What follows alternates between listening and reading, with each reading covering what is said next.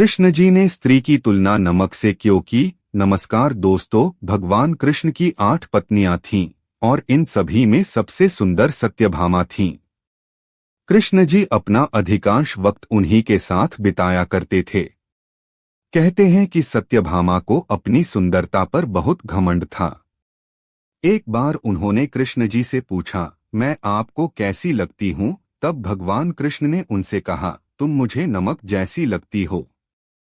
यह सुनकर सत्यभामा को कृष्ण जी के ऊपर गुस्सा आया और बोली, आपको इस संपूर्ण विश्व में मेरी तुलना करने के लिए और कोई पदार्थ नहीं मिला। श्री कृष्ण ने उस समय तो किसी तरह सत्यभामा जी को मना लिया और उनका गुस्सा शांत कर दिया।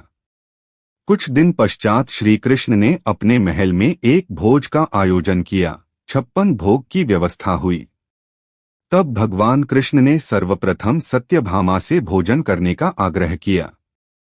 सत्यभामा जी ने पहला कौर मुंह में डाला, मगर यह क्या, सब्जी में नमक ही नहीं था। कौर को मुंह से निकाल दिया। फिर दूसरा कौर मावा मिश्री का मुंह में डाला और फिर उसे चबाते चबाते बुरा सा मुंह बनाया और फिर पानी की सहायता से किसी तरह मुंह से उतारा। अब तीसरा कौर फिर कचौरी का मुंह में डाला और फिर थूक दिया। तब तक सत्यभामा जी का पारा 7वें आसमान पर पहुंच चुका था। जोर से चीखीं, किसने बनाई है यह रसोई? सत्यभामा जी की आवाज सुनकर श्री कृष्ण दौड़ते हुए आए और पूछा, क्या हुआ देवी, कुछ गड़बड़ हो गई क्या? इतनी क्रोधित क्यों हो? तुम्हारा चेहरा इतना तमतमा क्यों रहा है? क्या हो गया? सत्यभामा जी ने कहा, किसने कहा था आपको भोज का आयोजन करने को? इस तरह बिना नमक की कोई रसोई बनती है? किसी वस्तु में नमक नहीं है, मीठे में शक्कर नहीं है। एक कौर नहीं खाया गया।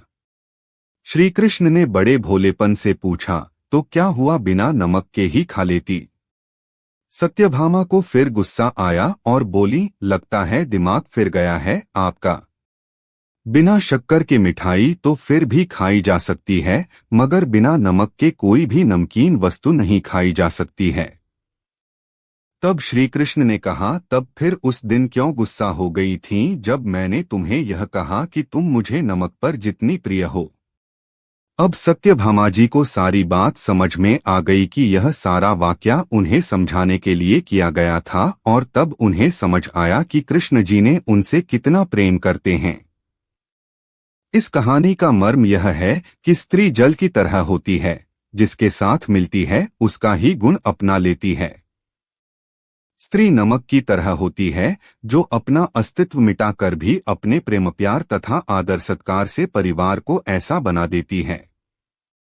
धन्यवाद दोस्तों, वीडियो पूरा देखने के लिए। वीडियो पसंद आए हुए वीडियो को लाइक करें और चैनल को सब्सक्राइब करें। धन्यवाद।